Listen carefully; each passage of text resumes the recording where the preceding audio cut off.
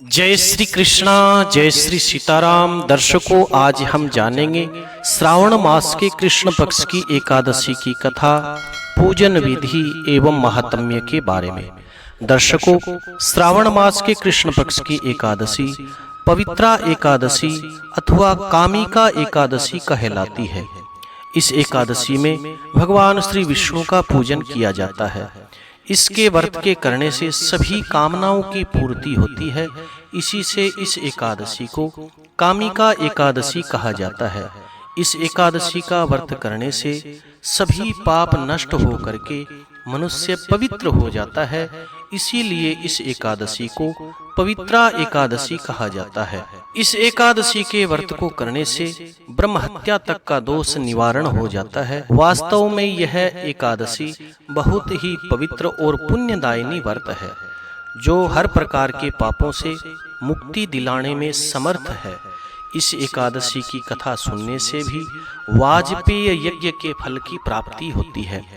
अश्वमेध सहस्राणि वाजपेय शतानि च एकादशीम कथा श्रुत्वा श्रोता फल वाग भवेत्। अर्थात 1000 अश्वमेध और 100 वाजपेय यज्ञ करने और कराने का जो फल है, वही फल एकादशी की कथा सुनने मात्र से प्राप्त होता है। इसीलिए व्रत करने वाले व्यक्ति को एकादशी की संपूर्ण कथा विधि अवश्य सुननी चाहिए। आइए कथा के बारे में जानते हैं।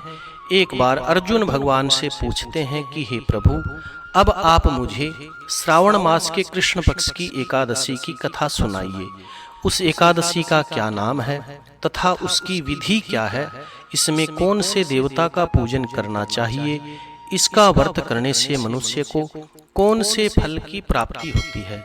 तब श्री भगवान कहते हैं कि हे अर्जुन, अब मैं श्रावण मास की पावन एकादशी की कथा बताता हूँ, तुम ध्यान लगा करके सुनो। श्री भगवान कहते हैं कि हे अर्जुन, एक समय इस एकादशी की पावन कथा को भीष्म पितामह ने लोक कल्याण के लिए देवऋषि नारद जी को बताई थी। एक समय नारद जी ने भीष्म जी से पूछा था कि हे भीष्म जी, आज मेरी श्रावण मास के कृष्ण पक्ष की एकादशी की कथा सुनने की इच्छा है, अतः आप इस एकादशी की व्रत की कथा विधि सहित मुझे सुनाइए। तब नारद जी के वचनों को सुनकर के भीष्म जी ने कहा कि हे नारद जी, आपने अत्यंत सुंदर बात पूछी है, अब आप ध्यान लगा करके सुनिएगा। श्रावण मास के कृष्ण पक्ष की एकादशी का नाम कामिका एकादशी है। हे नारद जी, इस एकादशी की कथा सुनने मात्र से ही वाजपेय यज्ञ के फल की प्राप्ति होती है। कामिका एकादशी के व्रत में शंख चक्र गदाधारी भगवान श्री विष्णु की पूजा करनी चाहिए। जो मनुष्य इस एकादशी को धूप दीप प्रसाद फल पुष्प इत्यादि चढ़ा करके भगवान श्री विष्णु का पूजन करते हैं, उन्हें गंगा स्नान के फल से भी उत्तम फल की प्राप्ति होती है। सूर्य या चंद्र ग्रहण में केदारनाथ और कुरुक्षेत्र में स्नान करने से जो पुण्य फल मिलता है, वही पुण्य फल कामिका एकादशी को भगवान श्री विष्णु का भक्ति पूर्वक पूजन करने मात्र से प्राप्त हो जाता है। हे नारद जी, श्रावण मास में श्री विष्णु भगवान की पूजा करने का फल समुद्र और वन सहित पृथ्वी का दान करने के फल से भी ज्यादा होता है। व्यतिपात में गंडकी नदी में स्नान करने से जो फल मिलता है, वह फल कामिका एकादशी के दिन भगवान श्री विष्णु की पूजा करने मात्र से प्राप्त हो जाता है। इस संसार में भगवान विष्णु की पूजा का फल सबसे अधिक है, अतः भक्ति पूर्वक भगवान की पूजा न बन सके तो श्रावण मास के कृष्ण पक्ष की कामिका एकादशी का व्रत अवश्य करना चाहिए। आभूषणों से युक्त बछड़े सहित गाय दान करने का जो फल है, वही फल कामिका एकादशी का व्रत करने वाले को प्राप्त हो जाता है। हे नारद जी, जो उत्तम ब्राह्मण श्रावण मास के कृष्ण पक्ष की कामिका एकादशी का व्रत करते हैं तथा भगवान श्री विष्णु की पूजा करते हैं, इससे समस्त देव नाग किन्नर पितृ आदि की पूजा हो जाती है। इसीलिए पाप से डरने वाले व्यक्तियों को विधि विधान सहित इस व्रत को अवश्य करना चाहिए। संसार सागर तथा पापों में फंसे हुए मनुष्य को इनसे छूटने के लिए कामिका एकादशी का व्रत अवश्य करना चाहिए। हे नारद जी, कामिका एकादशी के व्रत से समस्त पाप नष्ट हो जाते हैं। संसार में इससे अधिक पापों को नष्ट करने वाला और कोई व्रत और उपाय नहीं। हे नारद जी, स्वयं भगवान श्री नारायण ने मेरे से बताया था कि मनुष्य को आध्यात्म विद्या से जो फल मिलता है, इससे अधिक फल कामिका एकादशी का व्रत करने से मिल जाता है। इस व्रत के करने से मनुष्य को न यमराज के दर्शन होते और न ही नरक के दुख भोगने पड़ते, अर्थात उसे नरक में नहीं जाना पड़ता, वह स्वर्ग का अधिकारी बन जाता है। हे नारद जी, जो लोग इस दिन भगवान श्री नारायण की तुलसी दल से भक्ति पूर्वक पूजा करते हैं, वे इस संसार सागर में रहते हुए भी इस प्रकार अलग रहते हैं जिस प्रकार कमल पुष्प जल में रहता हुआ भी जल से अलग रहता है। भगवान श्री विष्णु की तुलसी दल से पूजा करने का फल 1 भार स्वर्ण और 4 भार चांदी के दान के फल के बराबर है। भगवान श्री विष्णु रत्न मोती आभूषण आदि की अपेक्षा तुलसी दल की पूजा से बड़े प्रसन्न होते हैं। जो मनुष्य भगवान की तुलसी दल से पूजा करते हैं, उनके समस्त पाप नष्ट हो जाते हैं। हे नारद जी, मैं भगवान की अत्यंत प्रिय श्री तुलसी जी को बार बार नमस्कार करता हूँ। तुलसी जी के दर्शन मात्र से मनुष्य के समस्त पाप नष्ट हो जाते हैं और शरीर के स्पर्श मात्र से मनुष्य पवित्र हो जाता है। जो इस एकादशी के दिन जल के अंदर तुलसी दल मिला करके स्नान करता है, उसकी समस्त यम यातनाएं नष्ट हो जाती है।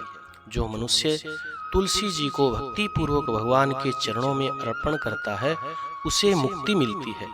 जो मनुष्य इस कामिका एकादशी की रात्रि को जागरण करते हैं, भगवान के आगे सुंदर सुंदर स्तोत्रों का और भजनों का गान करते हैं और दीप दान करते हैं, उनके पुण्यों को लिखने के अंदर चित्रगुप्त भी असमर्थ हो जाते हैं, उनकी बही भी छोटी पड़ जाती है।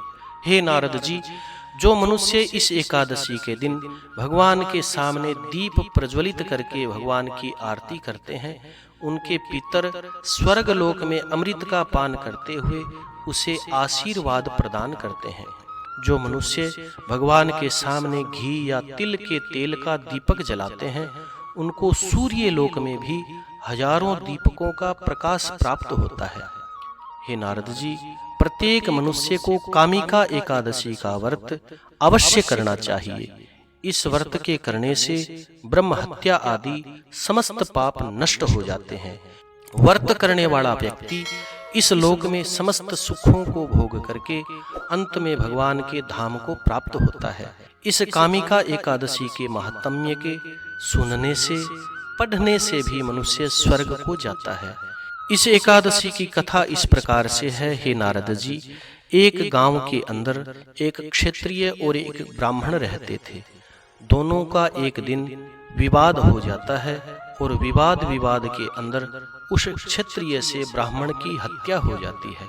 उसका फल यह हुआ कि ब्राह्मण की हत्या होने के बाद में क्षत्रिय को कोढ़ हो गया और भारी दुखों के मारे वह चल फिर भी नहीं सकता था। सभी मनुष्य उसके शरीर के अंदर दुर्गंध आने के कारण उसके समीप भी नहीं जाते थे। वह अकेला पड़ा हुआ हाय हाय करता रहता और ब्रह्म हत्या इस प्रकार उसको महान दुख देने लगी। तो एक बार बहुत सारे ब्राह्मण वहां से जा रहे थे। उन ब्राह्मणों से उसने पूछा कि हे महाराज, मेरे इस ब्रह्म हत्या के दोष का निवारण करने का कोई मुझे उपाय बताइए। तो उन ब्राह्मणों ने आपस में विचार मंथन करके उससे कहा कि तू श्रावण मास के कृष्ण पक्ष की कामिका एकादशी है, उसका व्रत कर। इसका व्रत करने से तेरा शरीर पवित्र हो जाएगा और तू पापों से मुक्त हो जाएगा। उस क्षत्रिय ने उन ब्राह्मणों के कहे अनुसार विधि विधान से भगवान श्री विष्णु का पूजन करते हुए श्रावण मास के कृष्ण पक्ष की इस कामिका एकादशी के व्रत को किया तो उसके समस्त पाप नष्ट हो गए। उसका शरीर जैसे पहले था उसी प्रकार सुंदर हो गया और संसार के समस्त सुखों को भोग करके अंत में भगवान श्री नारायण के धाम को प्राप्त हुआ। इस कथा का सार यह है कि भगवान श्री विष्णु समस्त देवताओं की मूल है, सबसे ऊपर है। वे अपने भक्तों की निश्चल भक्ति से सहज ही प्रसन्न हो जाते हैं, जल्दी प्रसन्न हो जाते हैं। तुलसी जी भगवान श्री विष्णु की अत्यंत प्रिय है। भगवान हीरे मोती सोना चांदी से इतने प्रसन्न नहीं होते जितनी प्रसन्नता उन्हें तुलसी जी अर्पण करने से होती है। इसलिए प्रत्येक मनुष्य को अपने घर के अंदर तुलसी रोपण अवश्य करना चाहिए। रोजाना तुलसी जी का दर्शन करें, उनके आगे दीप जलाने से और भगवान के चरणों में तुलसी जी अर्पण करने का जो फल है वह सब फलों से अधिक होता है। जय जय श्री सीताराम, जय श्री कृष्णा। कथा सुनने के बाद में कथा को लाइक करें, शेयर करें और कमेंट में भगवान का मंगलमय नाम अवश्य लिखें। जो लोग इस चैनल पर नए हैं वो इस चैनल को सब्सक्राइब करें ताकि आने वाली व्रत कथाएं एवं समस्त ज्ञान की बातें आप तक पहुंचती रहें। जय श्री कृष्णा, जय श्री सीताराम। नमो भगवते वासुदेवाय।